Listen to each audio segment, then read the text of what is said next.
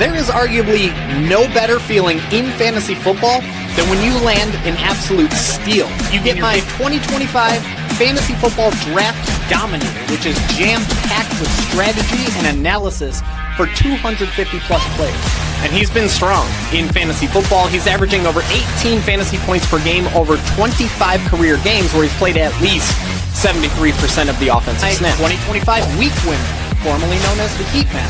So you can conquer start-sit dilemmas, find plug-and-play streamers, and dominate your weekly matchups with this one-of-a-kind resource, Discord community, where you can get personalized advice from 180-plus and counting sharp fantasy football minds that are helping each other dominate. 365 days of elite fantasy football analysis, resources, and Discord community.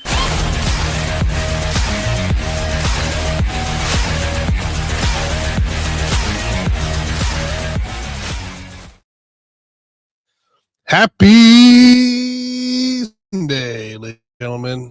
Happy week 15. Holy cow. It's week 15. I didn't turn my light on. There we go. It's week 15. No, Mikey. Mikey has another duty to attend here, but that's okay because I felt like we still had to have the show. We still had to be here for the playoffs because it is playoff week here starting. I got a couple buys, and I am playing in a playoff game here amongst my leagues, which is okay. Had some bad leagues, had some good leagues, really good leagues. It is what it is. It's fantasy football. Injuries happen. You know what we plan on in the draft. Sometimes that just doesn't become reality.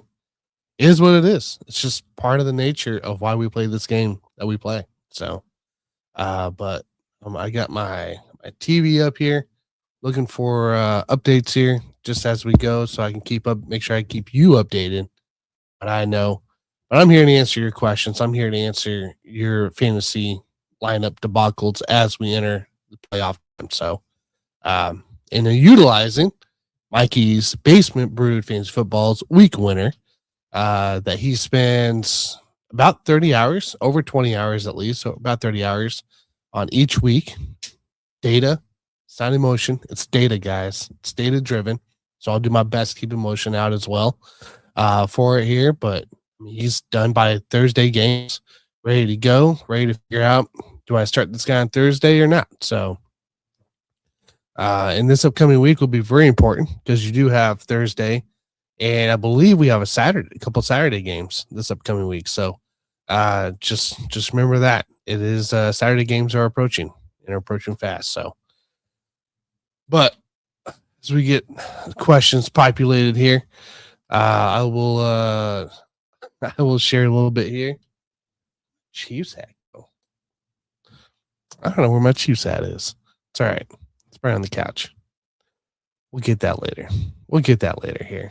It is a cold one here in KC. Wind chills were up to about -7, almost -10, and yet there was a line to get in the stadium for tailgating today on the noon game. I am not going. As you can hear, I've been a little hit with something, but I haven't felt bad, which is nice on it. So, but yeah, that's kind of what it is here. And in case you guys didn't see, let me share this real quick here. Mikey just dropped a post.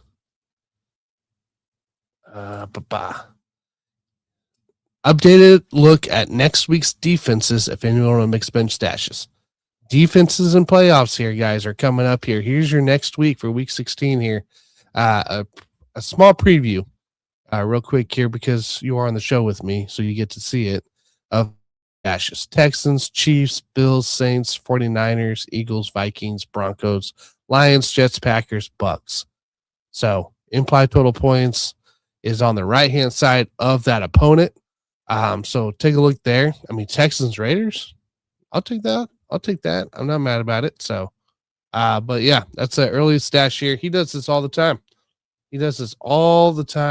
On posting updates and stashes. Yesterday, he said, go add Brian Robinson right now.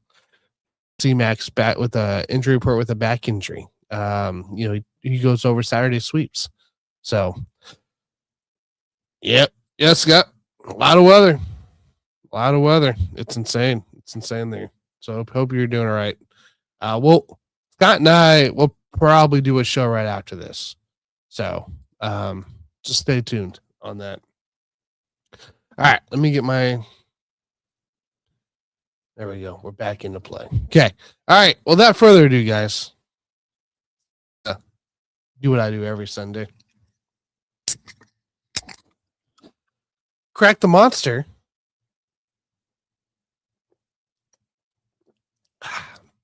So we can get into it.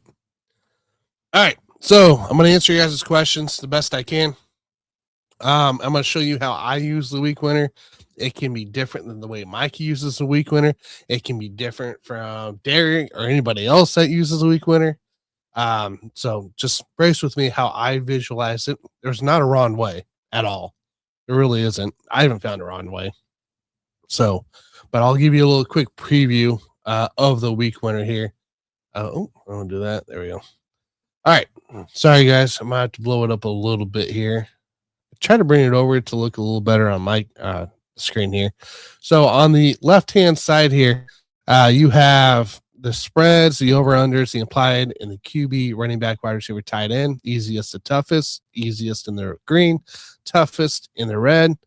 As you can see down the way, you know, you can see kind of the matchups and what they average against the certain positions. So you have quarterback, running back, wide receiver, tight end, and kind of what they average. You got implied total points, spreads, over under. He tries to update this as much as he can. Obviously, lines do move, especially as closer we get to game time.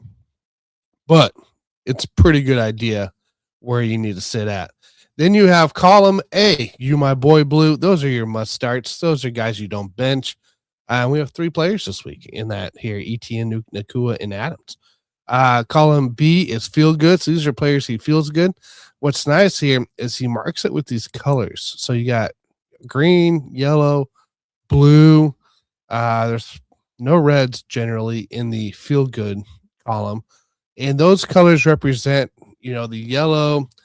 He's probably on the bottom range of the feel good column, right? It still feels good. The data looks good for him, but he could be into the med category possibly if it, you know, went one way or another. The green, he's perfect, right where he is and where he needs to be. The blue, he's on the verge of you, my boy Blue column there. So we like the blue dots here and the way that shows. Same thing that goes through all the rest of the columns here. Your reds and oranges are obviously lower and lower it goes. But column C is meh on this one here. Column D, feel gross. And column F, no. Okay. And those guys we want to avoid at all times. Generally, they're stashes. There is a streamers and stashes tab. So you have defenses here. You have kickers where he has done where he targets certain events. So over under spreads and team implied totals. I'm not going to get all into it, but this has actually worked really well for me because I stream kickers a lot. I stream defenses and kickers in my 2 big leagues here, and I'm sitting on a bye. You know, and it doesn't hit every week, right? Like it's it's football, right? It's football. But this majority of the season, I felt pretty spot on with it here for it. Tight end streamers in case you're in a pinch.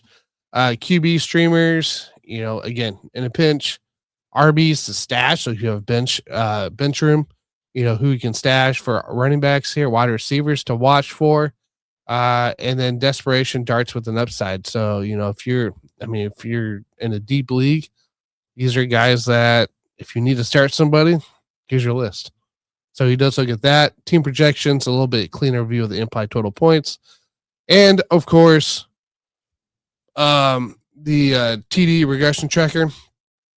This is all math. This is not opinion, you know, and who's coming up due for some anytime touchdowns. And I'm going to actually place a couple of these today after I'm done with the show for that there. Of course, a tip jar. You guys are nice. Love what you see here.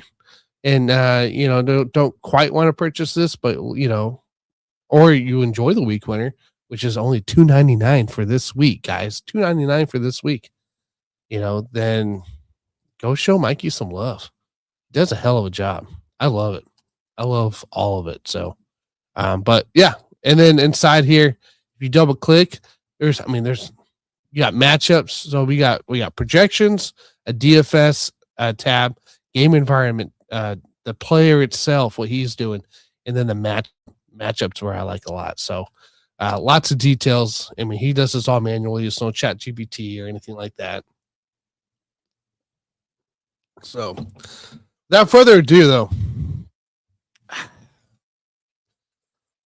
it's a playoff week, guys. It's playoff week. Playoffs. All right, let's get into it. Scott Coben, what do you know? You need to sit one. Pickens. Oh. Devontae. Oh. Wandale. Myers. DK. What are you giving me right off the bat, Scott? Holy cow. All right. That's a good question.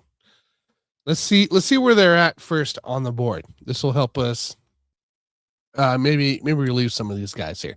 So let's find George Pickens here. That's a Monday night game or Sunday night game. George Pickens is in the feel good category.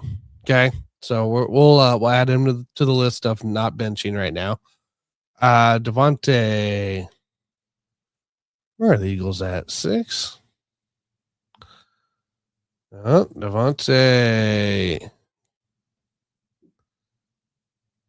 There he is. So Devontae Smith has a green dot. He's in the med column. Sorry. So that could be one. Wandale.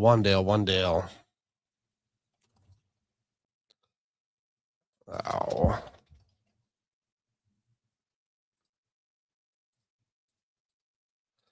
There he is. So he's in the med column. So that could be one. Jacoby Myers.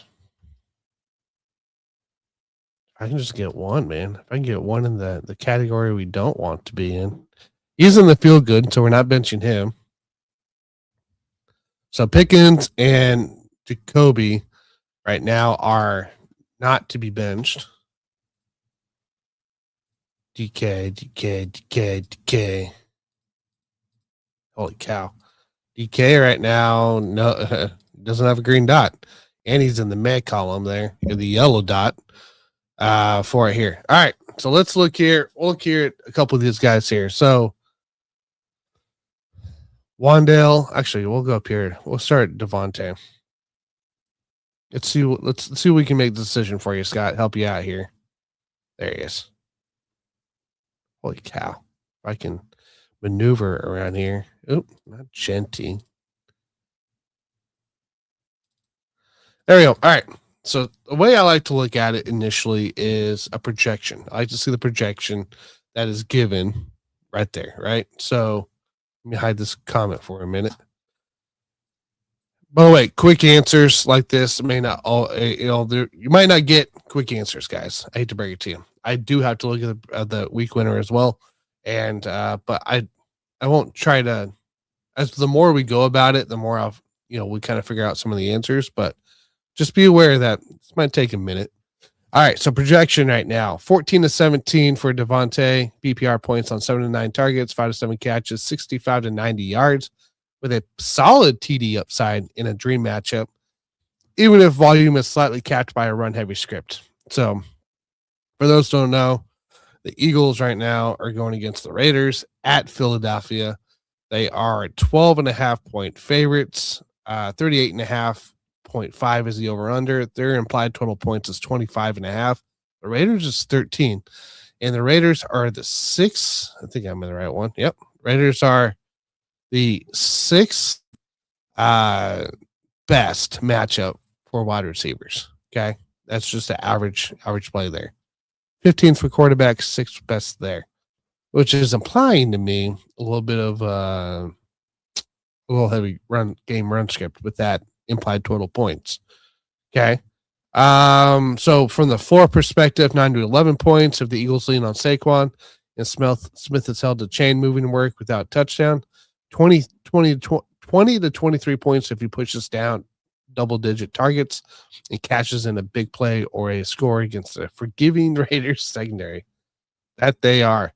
The game environment, which we already talked about. So what is Devontae doing, right? So he's averaging 12.8 PPR points per game. He's receiving 26 of the percent of the total targets. He's averaging 4.9 catches on 72-point targets and 64.5 receiving yards. He has 3 total touchdowns this year. The floor, 8+ PPR points in most games, 75% of games. Median is about 10, ceiling 17 and 25. In his best case in 10% of the games is 20 plus. He's a boomer bust wide receiver 2 in a supremely run heavy game script, but terrific matchup. Okay, so let's take a look here what the Raiders bring here. Raiders present a terrific matchup of wide receivers, allowing 2nd most catches, 9th most yards, 6th most touchdowns, 6th most PPR points per game. 18 wide receivers have scored in 13 games 10 plus fantasy points against the Raiders. 9 of them have scored 15 plus. 2 of them scored 23 plus, but only 1 wide receiver has scored 29.4 fantasy points, which is George Pickens. Remember, Pickens didn't have CD Lamb, I believe, in this game. I think it was down in Wichita that day. So, with that being said, I don't think I could bench Devontae. I don't think I could. Okay. It's just not in my wheelhouse. Holy cow. Where are you at? Wandale. There he is. All right, Wandale Robinson. Let's take a look at him real quick. 13 to 17 PPR points, 8 to 10 targets like that, but real TD odds is a sneaky shootout and a great wide receiver matchup. His floor is 9 to 11 as well. And the ceiling could be 2023. So similar as Devontae here. And finally adds a touchdown. Hopefully he can add that touchdown to get to that ceiling here. Game environment here. If we take a look here, we have Commanders, Giants. Commanders just got decimated by the Vikings in 9. Was it 9? Is what they call him. JJ McCarthy. That's just, I don't know what that was last week, but it wasn't pretty.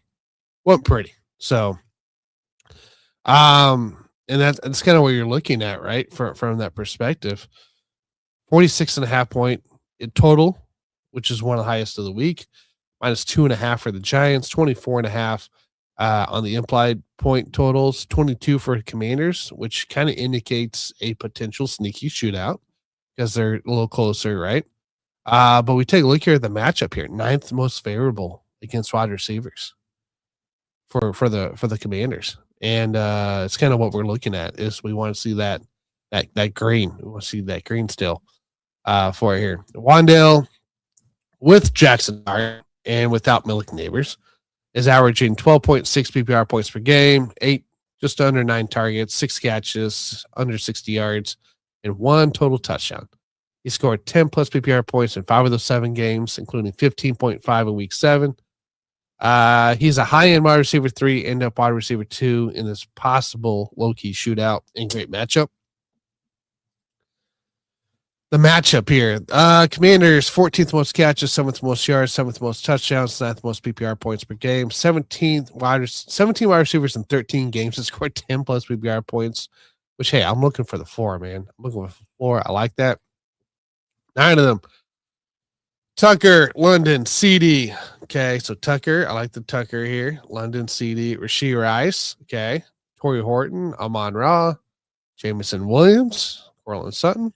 7 of them scored 20 plus. So all but Amon-Ra, St. Brown. Well, I think we'll have to see what DK looks like, Scott, but I think we might have found the one that we want that we don't want. I can tell you that one. Oops. There we go. All right. DK real quick here. 13 to 17 PPR points is expected. But his floor is 7 to 9 points if Miami defense wins on the outside. Volume dips back towards 6 to 7 targets. He's a very volatile guy, I felt this year for fantasy football. Floors, so 7 to 9 points. Ceilings 2023. If last week's 12 target wide receiver one used his sticks, he pushes double digit looks again and converts a touchdown. So I mean, he has possible upside here. The game environment here. This is the thing here. The Dolphins on Monday Night Football. -3 favorites for the Steelers. 22.75 implied total points. They're going against the 26th best. So this is the worst for receivers. So that means this is a matchup to be concerned about here. But because of this total here, I could see another potential sneaky shootout there, especially for both teams trying to keep things going alive. Hot dang. Sorry. Steelers are entering this game slim 3-point favorites, right? See, that's the thing. Bottom 14 projected team totals under 23 points. Dolphins at Steelers look at possible defensive slugfest that can limit fantasy football fireworks. It's also prime time, which we've seen those games go both directions. DK right now, 23.3% of the total targets he's averaging. The floor, he has scored fewer than 10 PPR points in 5 of the last 8 games. He scored 11 to 14 in the 4 of the 13 games, and ceiling 16 plus in 4 of the last 10 games. See, last week he saw 12 targets, 7 catches, 148 yards last week. And, I mean, does this optimism finally start with Aaron Rodgers getting the wide receiver one treatment? You know, that's the thing we got to figure out. It's a difficult matchup though, because the Dolphins present a tough matchup to receivers, allowing the 15th most touchdowns, but holding the 9th fewest catches, 3rd fewest yards, and 7th fewest PPR points. 12 receivers have scored 10 plus PPR points in the Fins. 5 of them, Pittman, Wilson, Ladd, Debo, Vele, have been able to reach 15. That's it. All 5 of them scored 20 and 23 points. I just don't know if I can buy the consistency with that. So the question is here: bench one. Pickens. I'm not benching Pickens. I'm not benching. I don't think I'm benching Devontae. I'm not benching Myers. So it comes down to Wandale and DK.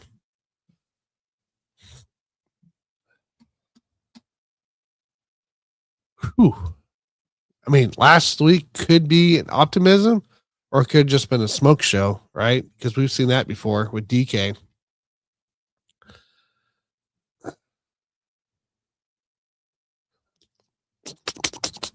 You know what, Scott? I gotta go. I think I gotta go DK here. For this one here from a. Hold on. Let me view this. I want to see one thing real quick here. DK was 13 to 17. Because it is possible he does keep up.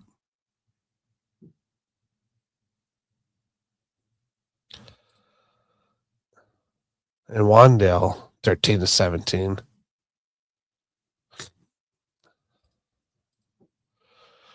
I think the matchup there for DK is the toughest one there. I'm benching DK, I think, this week here. Keeping the others in because I think there's potential a sneaky shootout with Wandale. I think Devontae. I think it comes down to Devontae and DK in my mind. I mean, that's true though, because Eagles.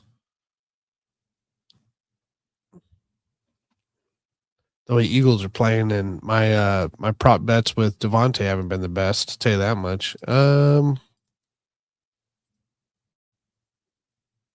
Supposed to get 25, but it's supposed to be pretty heavy run approach. But the matchup is so nice here. And if you're talking about Rashee Rice and George Pickens scoring 23, we're talking about Troy Franklin getting involved, Rome, Quentin Johnston, Keyshawn Boutte, at 15 plus. I'm probably benching DK. I don't think he's consistent. It's wild, I know, but that's the way I view the week winner here for that one, Scott. So that's my feel on it for sure. All right, Let's keep it going. All right. Jay Rogers here. Holy cow, what an options here. We're going to start setting some rules, man. Give me 2 to 3 players most. Holy cow. Full PPR, 2 RB, 2 receiver, 1 flex. Saquon. Well, we're starting Saquon. We're going against the Dane Raiders. Trevion.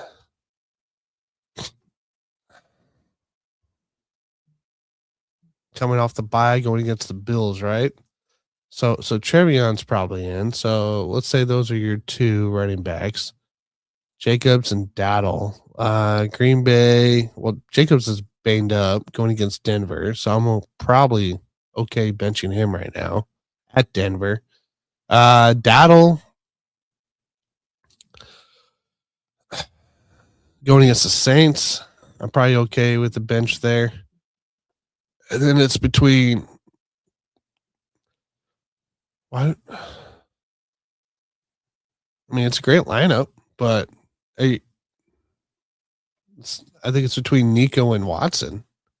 So if we take a look here at Nico's in the good category here, and I like Watson. His numbers were way too high for me to bet on again this week here, but we did hit that bet last week I talked about. Christian Watson's in the mid column because of the Broncos. So I'm going Saquon, Trevion, and and Sutton. Yeah, no, I don't want Sutton. Saquon, Trevion, and Watson on my book, or not Watson, sorry, Nico on that one here. So Jacobs, it's probably up here. I don't hate Josh Jacobs by any means, but if I could spell it, holy cow. Yeah, his yellow dot there.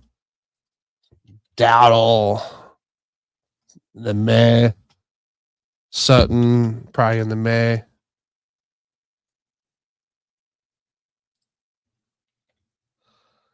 Yeah. I'm going that way. Saquon, Trevion, and then Nico is my votes in that one. All right. Thanks for the comment there, Jay Rogers. Sorry, guys. I'm going to try to not cough in the mic here. Howdy, Joe. What's up, Howdy? Welcome back. Morning. Thanks for the help. Yeah, definitely. Who should I start and flex? Who should I bench, please? What? How many spots? How many spots we got here? It all. I need more context, Joe. Drop it in the comments here what your context is, and we'll take a look here. I need to know how many spots you got there. So we already did that one. The Hoff. What's up, dude? Burrow or Lamar? All right. That's what I'm talking about.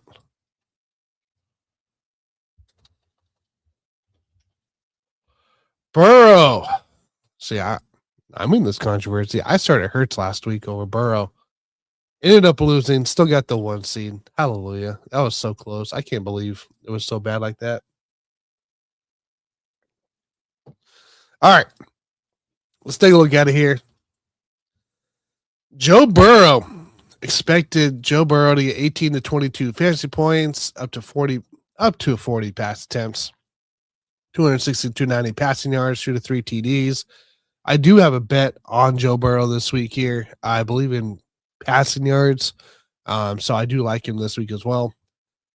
His floor, 11 to 13, right? If the pressure gets there.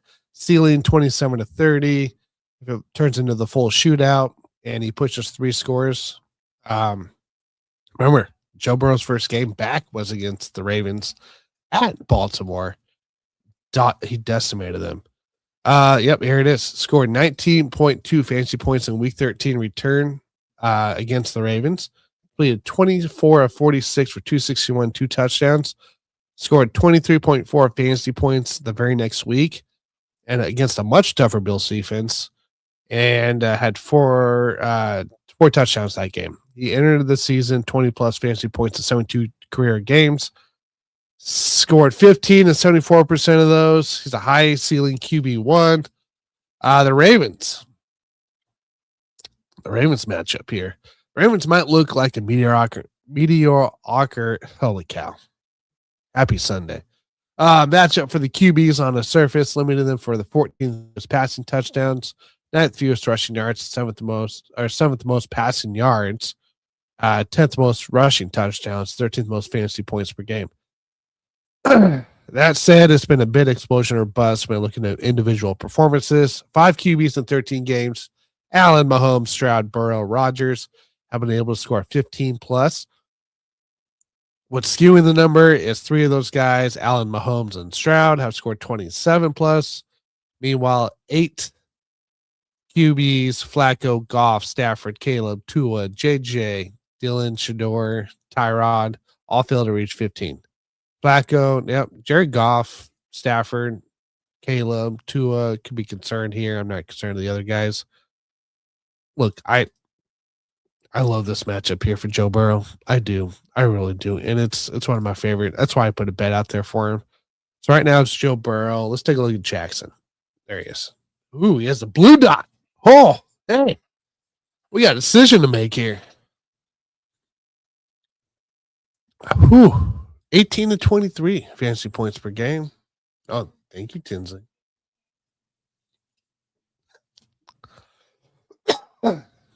Um, 27 to 31 pass attempts, 1 and 2 passing yards, and a 35 to 45 rushing yards is the upside here.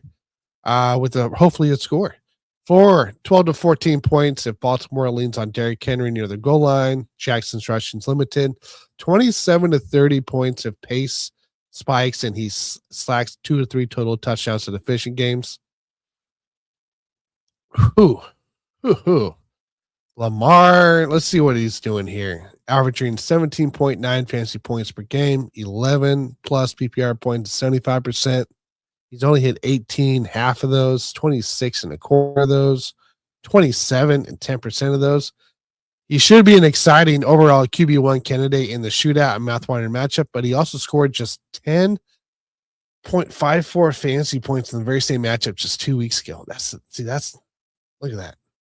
I don't think he does it again, but hopefully they don't learn their lesson.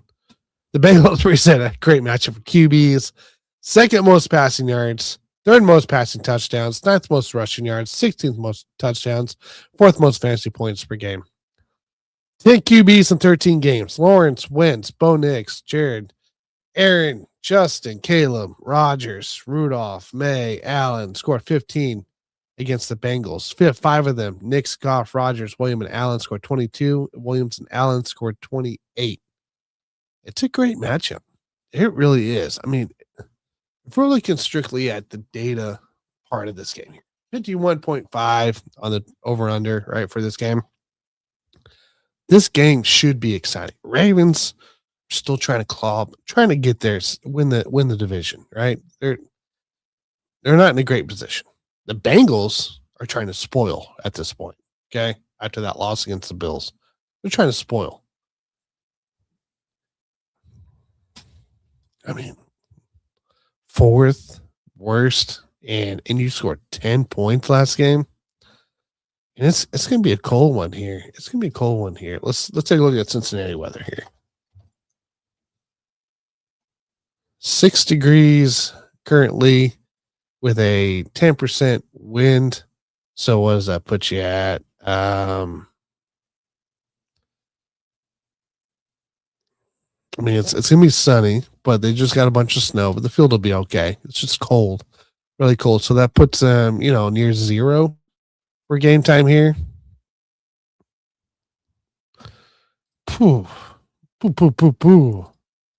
That's a great choice, man. Joe Burrow, Lamar Jackson. What a great roster. What a great set of choices there.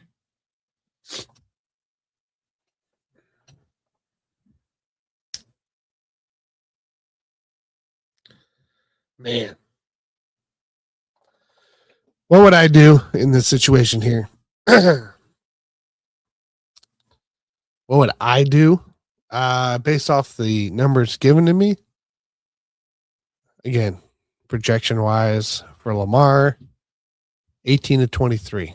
Projection wise for Burrow, 18 to 22. Do I trust Lamar to do his thing? Do I trust Lamar to run? Do I trust Lamar to put it all on his back? Do I trust the coaches to get the game script right? That's what I need to know more than anything. Are they going to do what they did last time?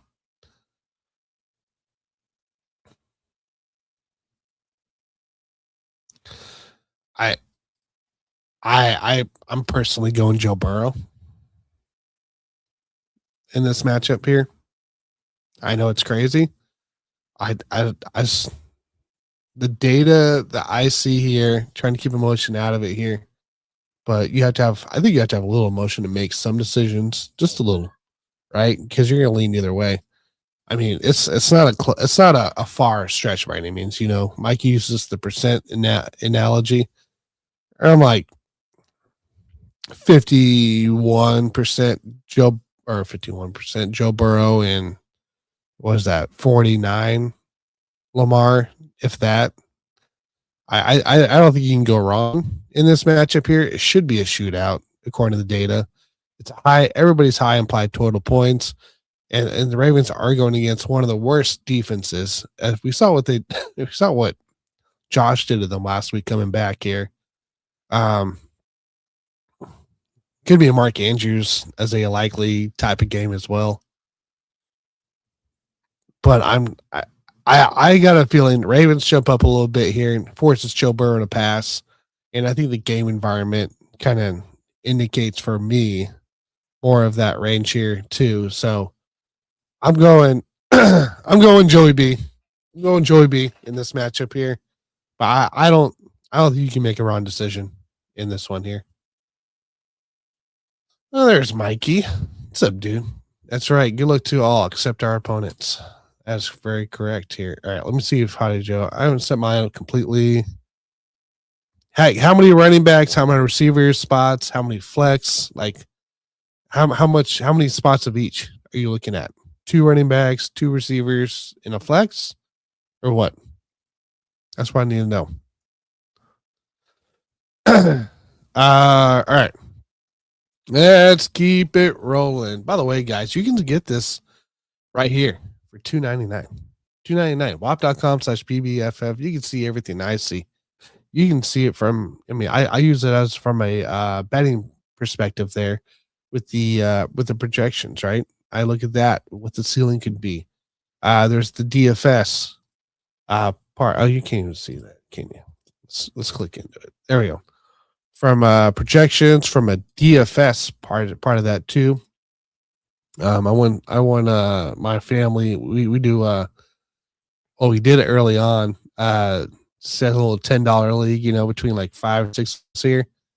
And I ended up, walking away with almost $50 each week. So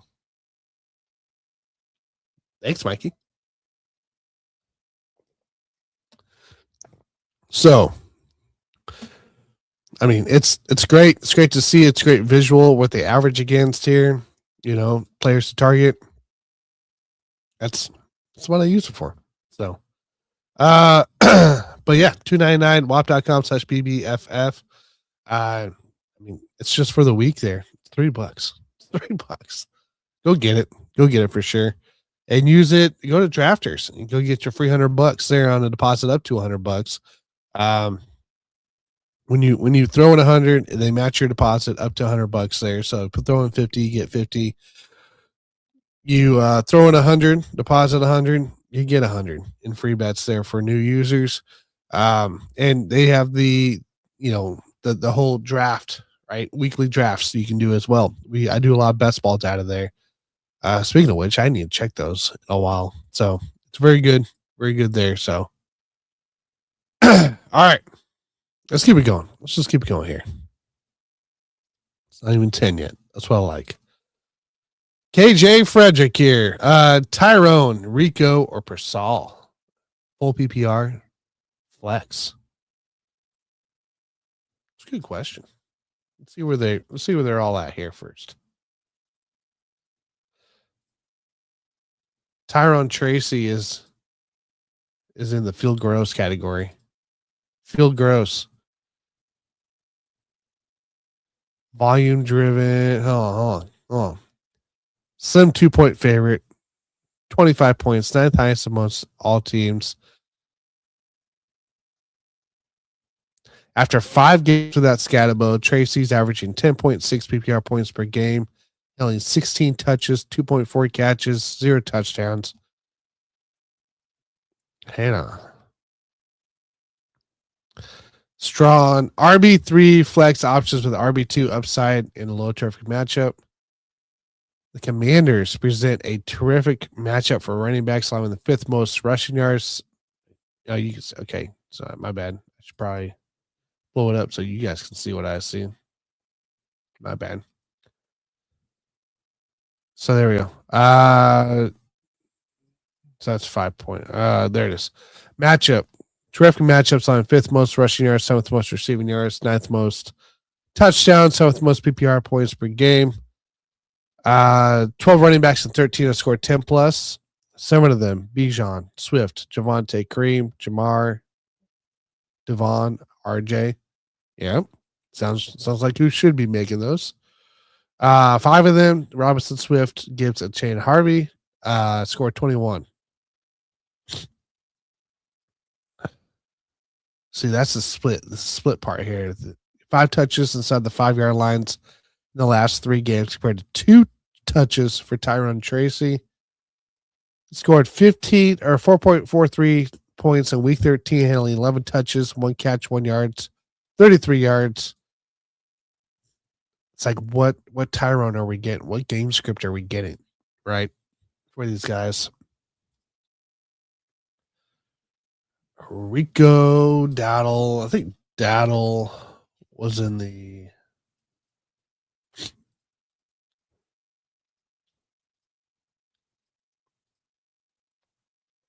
he was in the mid category. So Dowdle right now 11-15, floor 68, ceiling 18-21. If you can get back to it here. The game environment here, both teams, I mean, it could be a defensive slugfest here, which could limit our fantasy output. The backfield turned into an unpredictable mess in their last game, week 13. Chuba settling, playing more snaps than Rico and handling just one fewer touch. Rico handled 20 touches, 2 targets and catch per catch for its 79 scoreless yards. Chuba handled 19, 2 targets and catches for 124 and a touchdown. The good news is both backs handled 19 plus touches. Optimism that can be a solid RB3 flex play in the week 15's projected neutral game script. I mean, Dowdle's averaging 14.1 with 17 touches per game. He scored fewer than 10 plus in 5 of 13 games.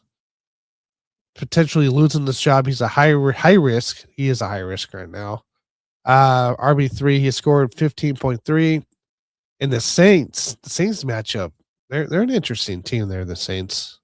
Saints present an interesting matchup for running backs. 2nd most touches, 9th most scrimmage yards, 13th most touchdowns, 15th most PPR points, while limiting them to the 9th fewest PPR points per touch. They're tough in the RB receiving game, holding running backs to 2nd fewest catches and 3rd fewest receiving yards. They're vulnerable on the ground, allowing 3rd most rushing yards and 13th most touchdowns. 13 running backs in 13 games scored 10 plus PPR points against the Saints. 10 of them: C-Mac, K. Walker, James Cook, Cam Scatterbo, DeAndre Swift, Commandant guy, Kyron Williams, Rico Dowdle, Devon Achane, Bucky Irving scored 15 plus. 3 of them: CMC, Cook, and Swift, all 2023. Okay. I like the fact that Dowdle is still getting his targets there. And then Ricky Pearsall. I just saw him.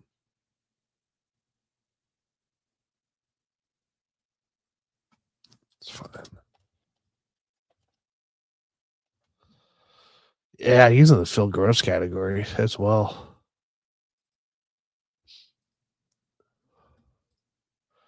9 to 12 PPR points to 5-7 targets. Ceilings 3 to 5 points. Floors 3 to 5 points. Ceiling 15 to 18. Game environment here. 49ers and everything. That's a dominant 12-point home favorite. See, that's the big thing I don't like for Ricky in this one here. After 5 games with Purdy, averaging just 6.1 PPR points per game, 4.4 targets, 2.6 catches. He's a wide receiver for flex, which I believe it. Friendly matchup with the Titans. But there's a lot to roll the dice. I believe that as well. Matchup versus Titans. Titans is a terrific matchup for the Niners. For the Niners receivers. 12th most catches, 6th most yards, 10th most touchdowns, 8th most PPR points. 17 wide receivers in 13 games scored 10 plus PPR points against the Titans. 10 of them scored 15. 6 of them scored 21. One of them, JSN, scored 28. 37.1 to be exact. Hot dang. But do we trust Ricky? I know that they don't have a lot there either. Honestly, because of that nice little matchup there, man. I'm going Slayton. My bad. I forgot about Slayton. Oh yeah. Slayton's down here. Let's see what his projected is. 9 to 13. If you can live with the 4 to 6 potential or 16 to 19 in the ceiling. I mean, they're going against terrible defenses, but 5 games with Jackson Dart. Slayton is averaging 9.4 PPR points per game, 5 targets, 3.2 catches, only 1 touchdown.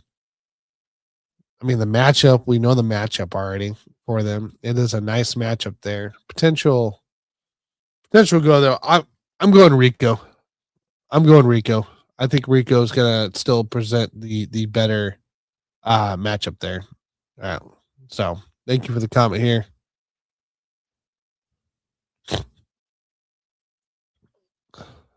Let's see here. And then you had Bo Nix or A-Rod. I mean, A-Rod's going against the Dolphins, which is 11th most favorable average for quarterbacks. Bo Nix. Right, yeah, Broncos. Going against the Packers defense. I mean, I'm going I'm going A-Rod probably personally on this here.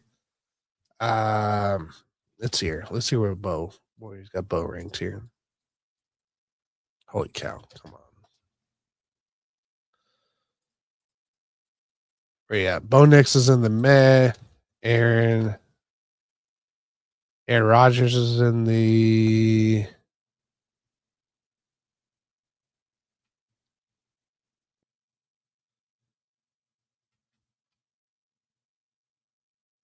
where's Rodgers?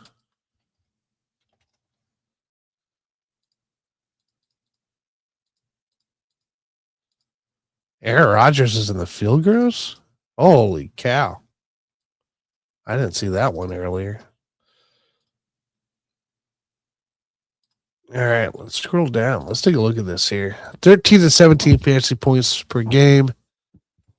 1 to 2 passing touchdowns projected, possibly interception. His floor is 9 to 11. Ceiling 19-21. Steelers are entering this game as a 3-point favorite. Projected team total is 22. Averaging 14.1 fantasy points per game. Yeah, I see why. Presented mediocre matchup for immobile QBs like Aaron Rodgers, holding the 11th fewest passing yards, allowing the 16th most passing touchdowns.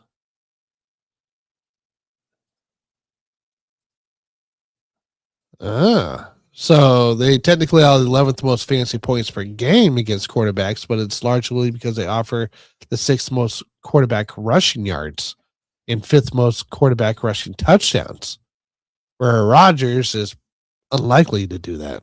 So did it last week, but unlikely.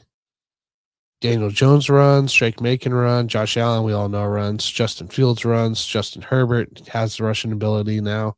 Lamar Jackson, Marcus Mariota, Tyler Shuck have scored 15. But if you remove the QB rushing statistics, only 6 quarterbacks in 13 games have been able to reach the 15. Jones, May, Allen, Fields, Jackson scored 21. I didn't think about the rushing part of that with them. Bo Nix is 14 to 18. He's averaging 17.3. He does have that rushing ability there. Jaden, Dak, Joe, Jacoby, Aaron, Jared have been able to reach 15 plus against the Packers. Prescott, Brissett, Goff have been able to reach 18 plus. Yep. I'm changing my stance here, man. I'm going Bo Nix. I'm going Bo Nix because it could produce a favorable game environment there for the rushing aspect of it, but also having to make big plays against the defense here. I know they're going against a better team here. I'm going Bo Nix in this one, actually. That's why I always view that. I have to view it. We looked at Lamar. We'll take a look here at Jordan Love. Lamar has a blue dot, man. It's in the feel-good category for it all. Jordan Love. Yeah, there's Bo Nix, Cornell Sutton. Jordan Love here. He is 14 to 18 fantasy points expected, 9 to 11 in the floor, ceiling 20 to 22 for it there. Could be in volume class in the mid 30s.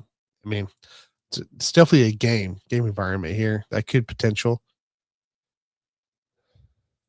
A balanced offensive approach, while the projected team total suggests modest touchdown opportunities. He's averaging 16.7 fantasy points per game. He does have 16 plus in 50% of the games. The Broncos present a terrifying matchup. Yes, they do. They always do.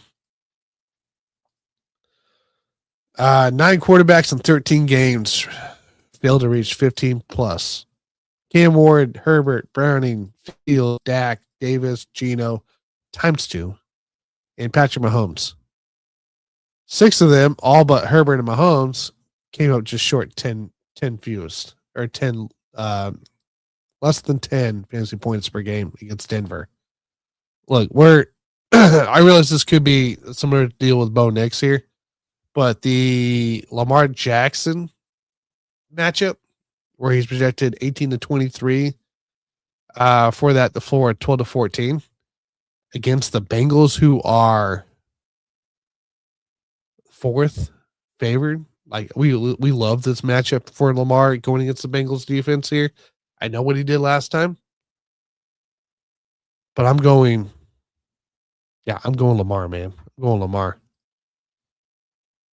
Do I start JCM over Theo Johnson if Chris Rodriguez is out? Ooh. Where are we at here with that here? See if we can get any update here.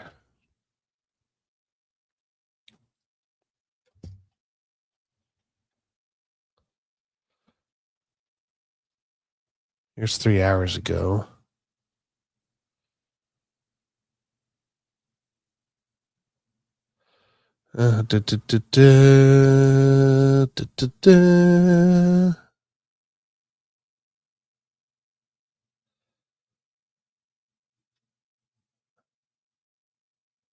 You answered none of my questions.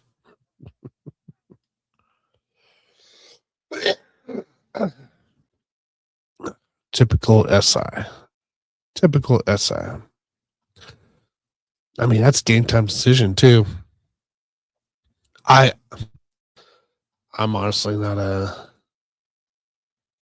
big Jacory guy right now. I just don't think the team in general favors him. If we look here for against the Giants here, it is second favorable for running backs here in this matchup. For that. But see, it's all over the place, man. It's all over the place for the Washington backfield, you know. That's the problem with Washington right now. It's all freaking over the place. Very tough to determine. Let's see here.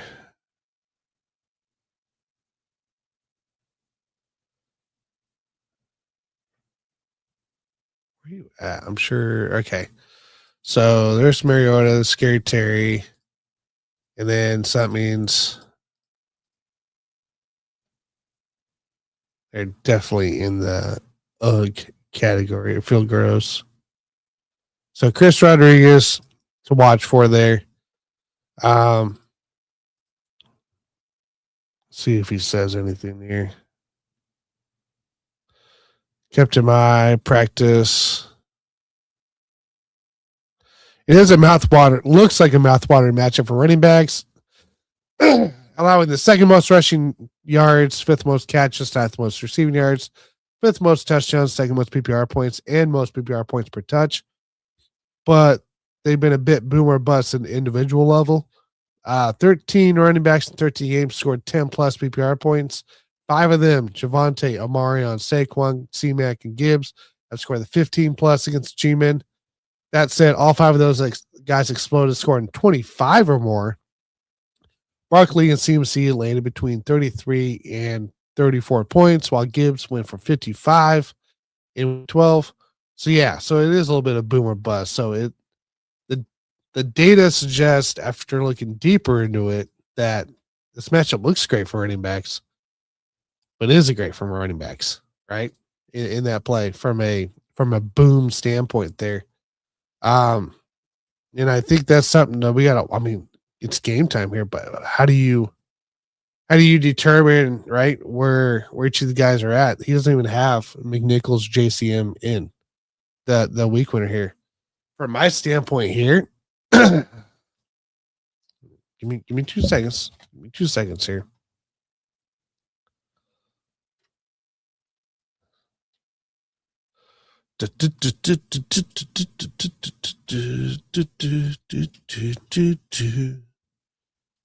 Doing my thing here. Because it's a good question. It's a good question to compare. What are these guys? How are they being used? If Rodriguez doesn't go, right? Rushing attempts here. So you're looking here, the last 3 games here for Jeremy McNichols, rushing attempts prop 5, 4, and 6, right? And then we prop up Jacory, Krosky, Merritt. Let's see what the usage is. I mean, last 3 games, 4 games, 7, 4, 9, 11, 12. So for me, I think if you had to go between one of those 2 guys, McNichols or Jacory, if Rodriguez is out, we're going the JCM range of things here. And I think too, I'm clicking here.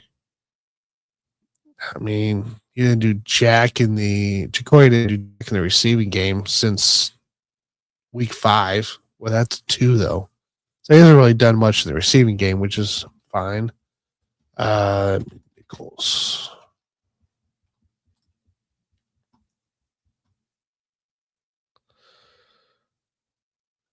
A little bit more targets and receptions here for McNichols. I would still go probably Jacory. I would go JCM if Rodriguez is out. On mine. I know it's a tough one.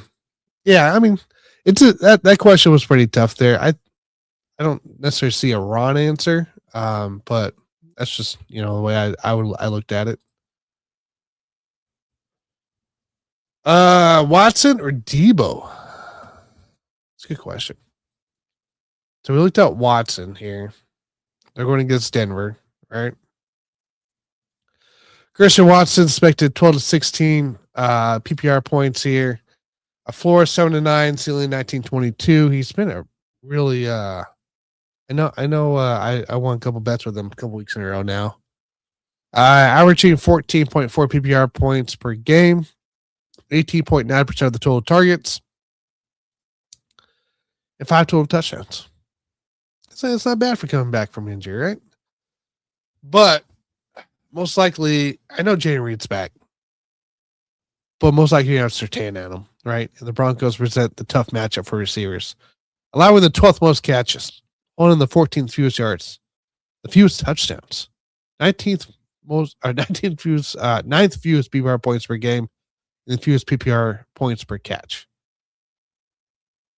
13 wide receivers in 13 games have been able to reach the 10+1 point PPR points against Denver, but 4 of them have been able to reach 15, and just one of them reached the 20 plus or 20 point PPR, 20 PPR points, which was last week, which was McLaurin, by the way. So Keenan, Devontae, Wandale, and Terry all reached the 15, and then Terry reached 20 plus. Denver's defense is locked down. You know, their offense might not move, but that defense it's locked down, you know. We pop into Debo. It's like, how do you trust after watching last week? How do you trust it, right? So Debo with a nice green dot in the May column. 13 to 17 PPR points, 68 targets, floors 8 to 11, 20-24 in the ceiling. He's played 5 full games in Mariota this year, some of them without Terry. Scored 20 plus or 20 PPR points in week 4, 4 PPR points in week 8, 12 in week 10, 20 in week 11. He's averaging 13.8 PPR points, 6.4 targets.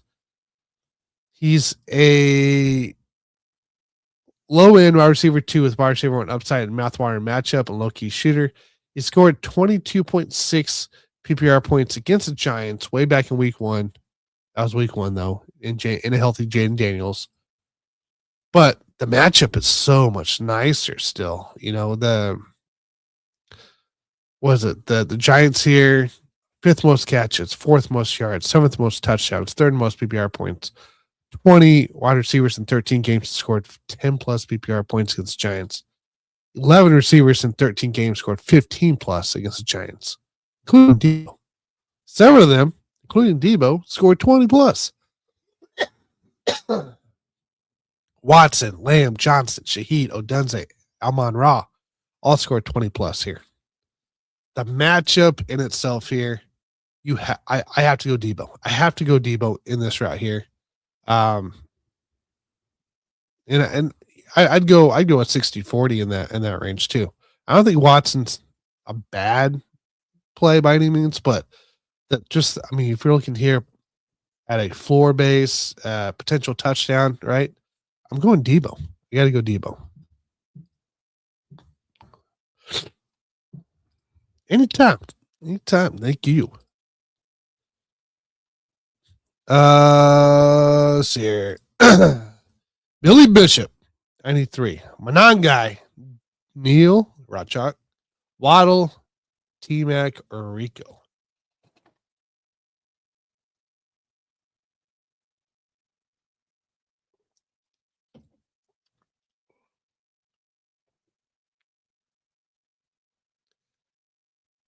It's half point PPR, which is intriguing. I think we already encountered Rico as a start. Okay. Let's see here. Jalen Waddle right here already. 15 to 19 PPR points here, 7 to 9 targets. Ceiling could be up to 22 to 25. The floor, 9 to 11. Okay. The matchup against Steelers is great. Leading the most catches, 2nd most yards, 15th most touchdowns, 4th most PPR points per game. 16 receivers in 13 games scored 10 plus. 14 of them scored 15 plus. 8 of them 20 plus. 1 of them scored 38.1 in week 7, which was Jamar Chase. I like Waddle as well. So that's 2. It's 2 from a yards and touchdown standpoint, right? And I think he's going to get his targets, but I think with a half point PPR, that's what I'm looking at. So it comes down to T-Mac, Neal, or Monangai.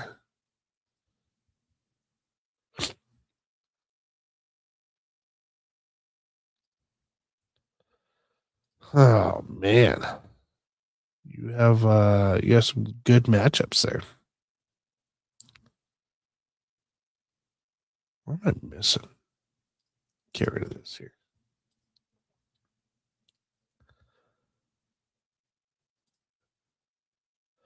All right, T-Mac, 12 to 16 PPR points and 7 to 9 targets. The floor is 8 to 10. The ceiling, 18 to 20. He's averaging 13 and a half. 25.9 of the total targets. Oh, I love that.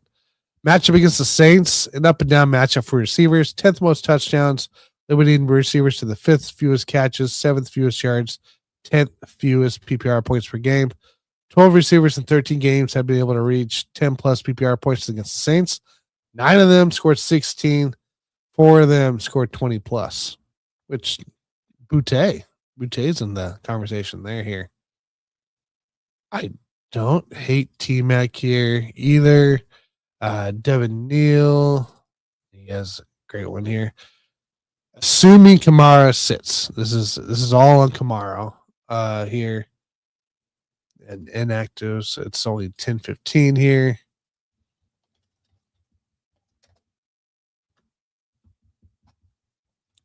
Has been ruled. Okay, so we are in play for Devin Neal. So 12 to 16 PPR points. Floors 8 to 10, ceiling 18 to 20. If you push us back here. Let's see here. So Kamara missed practice, which we already ruled him out. There's a rock solid RB3 flex with the RB2 upside. Friendly matchup for running backs, limited on the 15th fewest receiving yards, but 9th most rushing yards, 9th most catches, 9th most touchdowns, 8th most PPR points per game, 8th most PPR points per touch, almost a point per touch. 12 RBs in 13 games, scored 10 plus. 7 of them scored 16. 4 of them have scored 20 plus. Each have been within the last 5 games. 3 of them scored 30 plus. I mean, Devin Neal has to be in that conversation. And I think with DeAndre Swift, though, I think my non-guy is probably, I don't know, let's look here. 11 to 15 projected, 7 to 9 on the floor, 17 to 19 if Triangle leans on him in the goal line here. 50-50 split with DeAndre Swift over the last 4 games, essentially. He's averaging 11.8 PPR points per game, only 15.5 touches. Ooh, but the 0.5 catches on 1 target, so not much there, which is half PPRs. We're not overly concerned just yet on that. 10.7 in week 11, 10.8 in week 12, 19 week 13, 6.7 week 14, handling 15 touches, 1 catch on 2 targets. I think we're going against the pack. So high-end RB3 flex with RB2 upside in a run-heavy game script, solid scoring environment, and bleeding matchup. The Browns present the toughest matchup for running backs, allowing 16th most catches, 15th allowing the 16th most catches, 15th most receiving yards, but holding them to the 13th fewest rushing yards, 9th fewest touchdowns, 11th fewest PPR points per game, 7th fewest PP points per touch. Just 10 running backs in 13 games allowed 10 plus PPR points against the Browns, despite 16 different running backs handling 10 plus touches of them. Just 6 of them were able to reach the 15.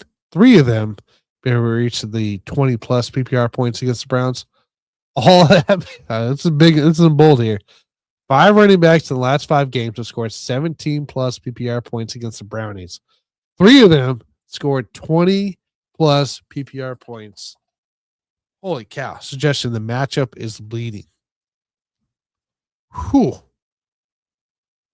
Yeah, it just made it a little harder. I still think we go Waddle because of the matchup.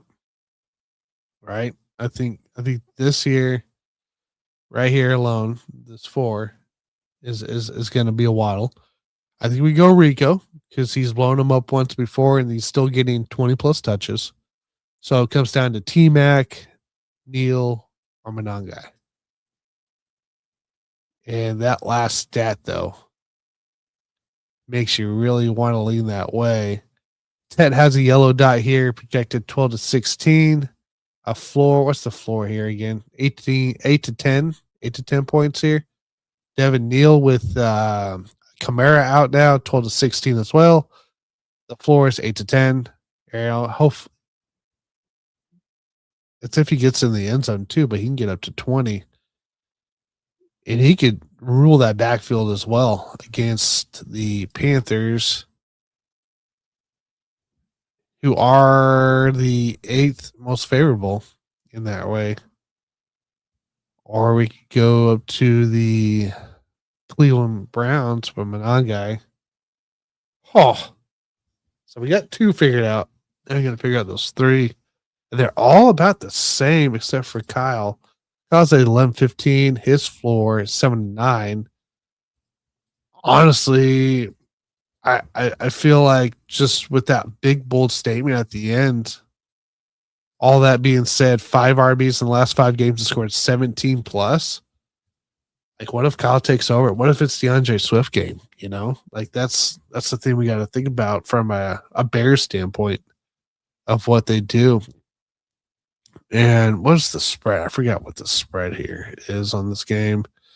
7.5. So that favors back to the running game if Bears can put away the Browns like they should. The Panthers are 2.5. So that should be a little closer game there, but you are going against a pretty decent matchup with the receivers. For that here, there was my other one. T-Mac, yeah. With that one, and then Devin Neal. I'm between Neal and Monangai here. Really? No. Oh, smoke alarm's going off. It's sensitive. Nobody's yelling, so we're okay.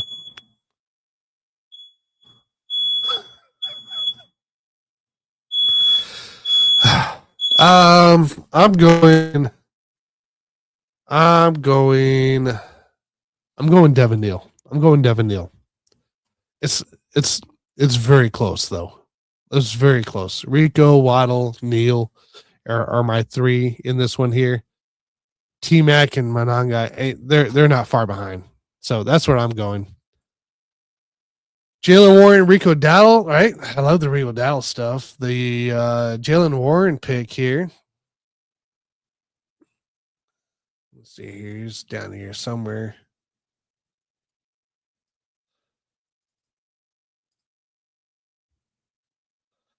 There we go. Let's bring it up. Come on. Warren here, 11 to 15 PPR points. Florida 6 to 8, ceiling 17 to 19 here. Most importantly, Gainwell doubled Warren's receiving opportunity and had a lot of opportunities inside the 10-yard line. 3 carries, 2 targets, 1 touchdown. Then Warren, 2 carries, 0 touchdowns. Gainwell, a higher upside bet than Warren right now. That's huge. That's huge. I know where the Dolphins rank here running backs. It's a pretty average matchup. Not a horrible matchup here. But the fact that we're seeing this happen, we're going Rico Dowdle. We're going because Rico's still getting almost 20 touches last week alone, with Chuba getting almost 20. So we're going Rico here. All right, I'm gonna try to wrap up here in the next 8 minutes here because I got another show to go after. I need help with one of my RB spots and 2 flex spots in full PPR. Neal, Addison, Dowdle, Hall, Kenneth, and McConkey.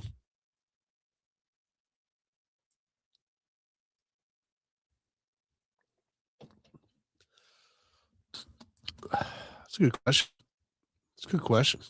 Let's see if we can answer this pretty quick here. So we looked at Neal already. I like Neal. I think, but you're going against Brees and Dowdle and Walker. Oh. No Kamara though. That's the thing here. Is why I think Neal over Dowdle in this matchup here. The other one got to select Dowdle with it. But Kenneth Walker, That's Gainwell. Where you at here, Walker?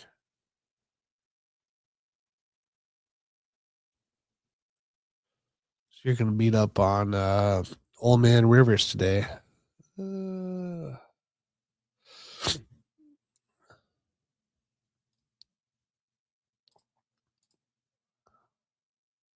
13.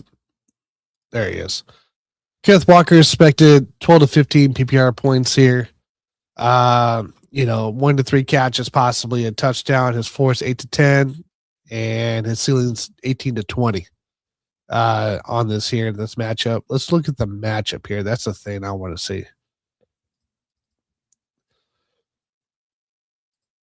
Colts present a mediocre matchup for running backs, on with 13th most touchdowns while limiting them to the 10th fewest rushing yards, 16th fewest catches, 10th fewest receiving yards, 14th fewest. Holy cow. PPR points and the 14th fewest PPR points per touch. 12 of them in 12 running backs in 13 games have scored 10 plus, 8 of them with 15 plus, 2 of them 8 plus. Hunt and ETN. Able to score 18 plus against these guys. Now Hunt rushed 30 times to get to that mark there. So I don't think Ken Walker's doing that here. He's handling 14.7 touches, 52% of the backfield touches, 1.6 catches, 10.7 PPR points per game, 4 total touchdowns. I mean, he's not having anything impressive, but the game script does indicate that this should be a run game because of the potential blowout here in this one. The over under here is 13.5. So yes, that Kenneth Walker should get plenty of reps there. Dowdle, we talked about. Breece Hall. Freaking Jets, man. They have a new quarterback coming into play. I don't know what it's going to look like. Quite frankly, it scares me. There he is. 10 to 13 PPR points, 16 to 18 touches, 2 to 4 catches. It's 4, 6 to 8, ceiling 15 to 17. Brady Cook is coming in, undrafted from Missouri. We'll start this week for the Jets.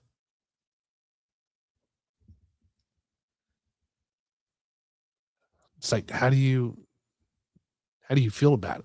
I don't know. Still likely facing a stacked box with Cook under center. Hall is a RB2 with an RB3 downside in a brutal matchup. They're going against the Jaguars. Holding them the fewest touches, second fewest scrimmage yards, 8th fewest touchdowns, 15th fewest PPR points, 13th fewest PPR points per touch. They're particularly nails on the ground, containing running backs to the fewest rushing yards and 5th fewest rushing touchdowns. I think Breece Hall's out for me on this one here for the running back standpoint. So between Walker, Dowdle, and Neal, I think with the potential, let's see what the ceilings are. If I need a big game from somebody today here, my ceiling of 18 to 20, 20 plus touches possibly there, will probably go Devin Neal over Gainwell and Dowdle in this one here. I mean, Kenneth might get his usage here. And if he finds the end zone, but I think Devin Neal might find the end zone this week too. Because Kamara's out on this one here. So I think Devin Neal is definitely going to be the guy for me. And then 2 flex spots, Addison, McConkey, are also in the range here. McConkey going against my Chiefs.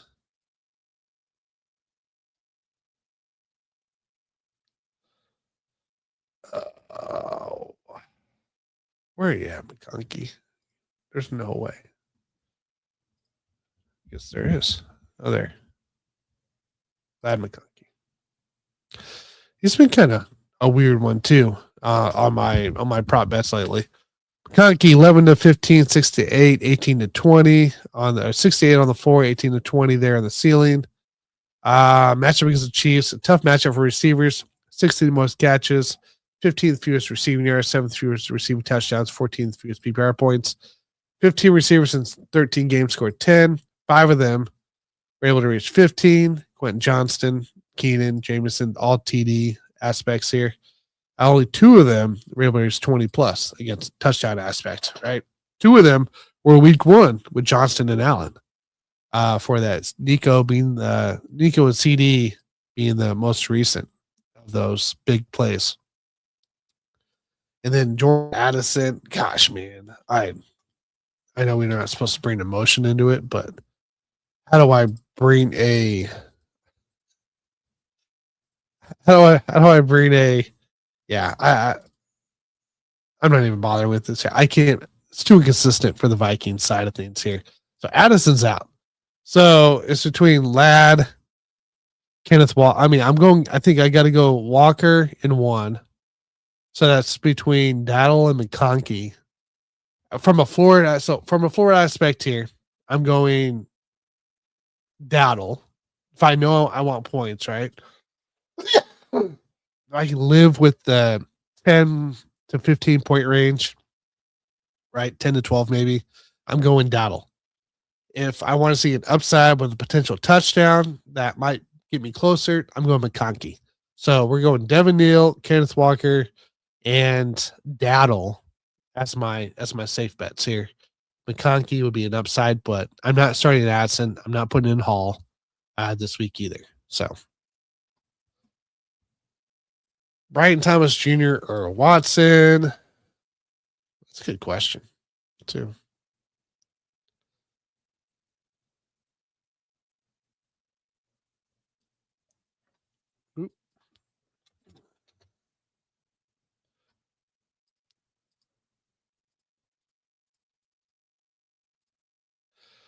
All right, let's see here.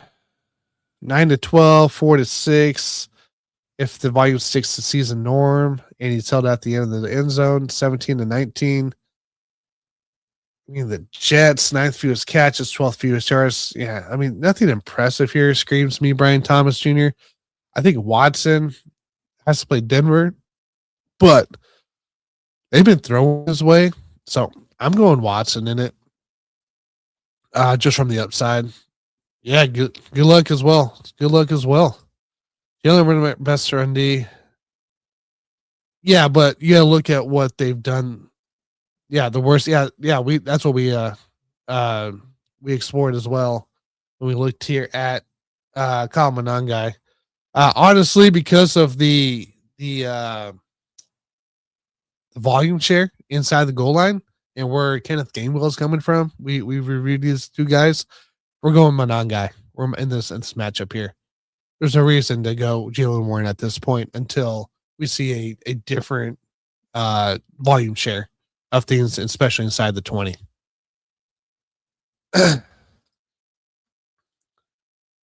Going May. I'm just disappointed it hurts, all right? He's killing me.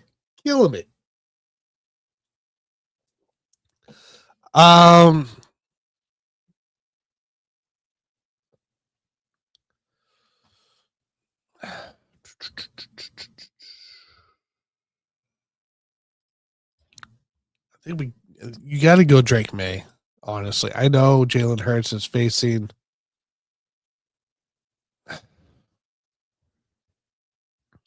It's such a tough call because Jalen Hurts should be out here scoring this 19 to 23 is projected to all the time. I know. Keep emotion out of it. Dang it. 26 to 30 if the Raiders resistance keeps at him active into the 4th quarter. That's the part I'm worried about too. These guys could blow him out possibly here, but they haven't played the best either. 14 to 16 on the floor. The Raiders present a mediocre matchup for QBs on 15th most fantasy points per game. Only QBs to 6th fewest rushing yards, 14th fewest touchdowns, which could hurt Hurts, forcing him to pass the ball. 7 QBs in 13 games, scored 15 plus fantasy points against the Raiders. 5 of them scored 20. 2 of them scored 26. And 6 QBs in 13 games scored fewer than 15 points. honestly, the shootout, you have to go. I think you got to go Drake May in this one here. Like, it's just gonna be a shootout. It's potential to. Rodriguez just got ruled out. Well, there you go, JCM. It is. Yeah, I'm going May. It's just gonna be a shootout here, especially to put get that division and put it away after the bye. Jennings or Myers? Jacoby is.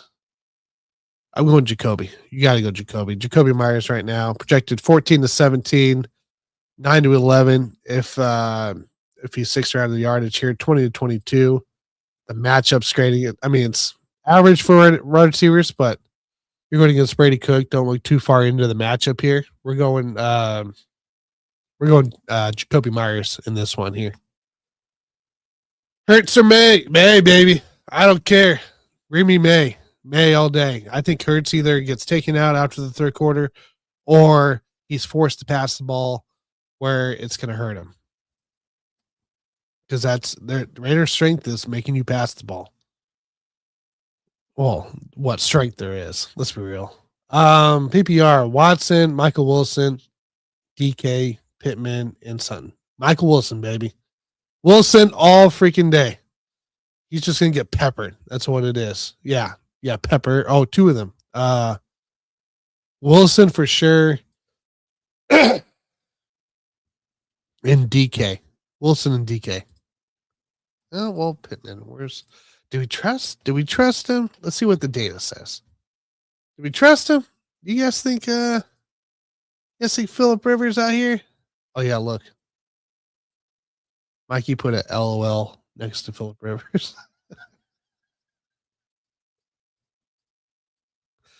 That's actually kind of funny. Pittman projected 10-13. God, man. With Daniel Jones out for the year, Richardson dealing with a broken face, the Colts will now face, while they're going to Grandpa Phillip Rivers. Expect the offense to take significant step back. Yeah, they're going to the Seahawks here. We're going Michael Wilson and DK in these matchups here. And Chris Rodriguez is out. Yep, he was questionable with the groin, so now officially out here. We do got inactive, so you know what? I can drop some inactives for you guys here that are impactful. Scott, I'll be ready to go in 10. Don't worry. All right, let's see here. Baltimore, no Rashad Bateman. Official. No Gabe Davis in the Bills. Everybody else looks okay. No T. Higgins. He's still out with concussion. No David Njoku or Dylan Sampson. No David Njoku, Dylan Sampson out for the Browns. Oh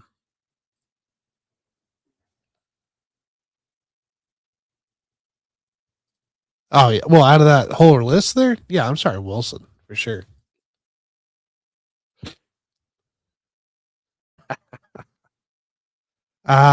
See here, no Barrios, no Nick Chubb for the Houston Texans.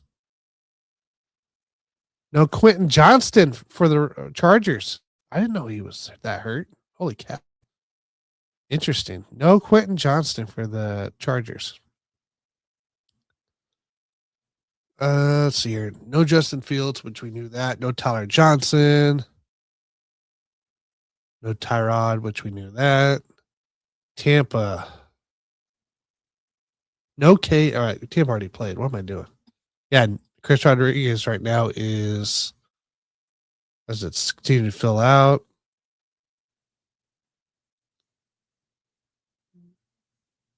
Make sure I didn't miss none.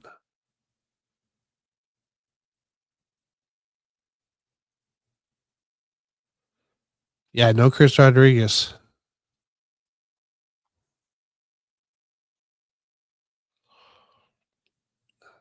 Okay. There it is.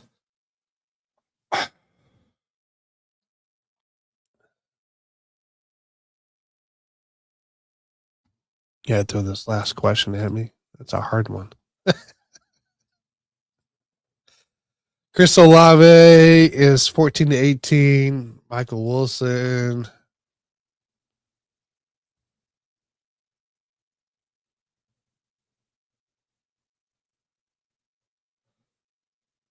There he is. So Wilson for sure. So we're going Wilson, Judkins, or Marks. Well, no Nick Chubb, so you're going Woody Marks.